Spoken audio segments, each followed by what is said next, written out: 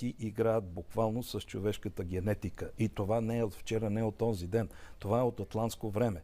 Те са извършили жестока гавра с човечеството още по времето на Атлантида и са създали човека, обричайки го в този му вид, в който е, като са изрязали 10 нишки от 12-нишковата ни спирална ДНК. Значи, въпросът е, че уменията или възможностите, които е имала човешката раса, дадени от творците, създатели, са били огромни. Ние сме притежавали суперспособности. Тогава говориме. Но сега нещата са просто деформирани. Какво си обяснявате тази злочеста участ, която ни е сполетяла като раса? Ами, защото след последната война, която се нарича Армагедон, рептилиите печелят тази война. За планетата са водени няколко десетки войни, ядрени, с употреба на ядрено оръжие, на лъчево оръжие. Имаме достатъчно свидетелства по лицето на Земята. И Мохенджо-Даро, и Пума-Пунко в Южна Америка и къде ли още не. Да не говорим за Содом и Гомор, че са ударени с ядрен удар.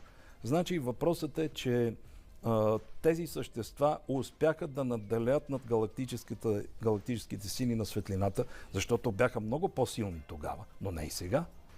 И господстваха на тази планета, като буквално се гавреха с човечеството. Те си правеха всевъзможни жестоки експерименти, включително и чипирането на всяко едно човешко същество почти на енергоинформационно ниво. Те си играеха дори с енергоинформационната матрица. А грейовете, които са така познати на човечеството, онези малките сиви с големите черни очи, са техните биороботни слуги. Тоест, те са ги направили с генетична манипулация такива същества. За какво ги визирам тях?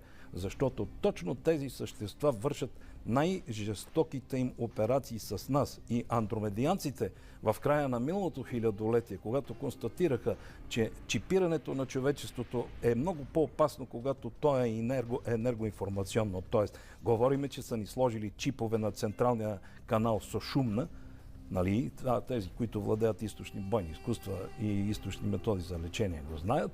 Значи тогава Андромедианският съвет отвори война на рептилиите само и само за да ни помогне, за да могат да ни освободят от това жестоко енергийно робство, защото те де-факто ни бъркат в светая светих.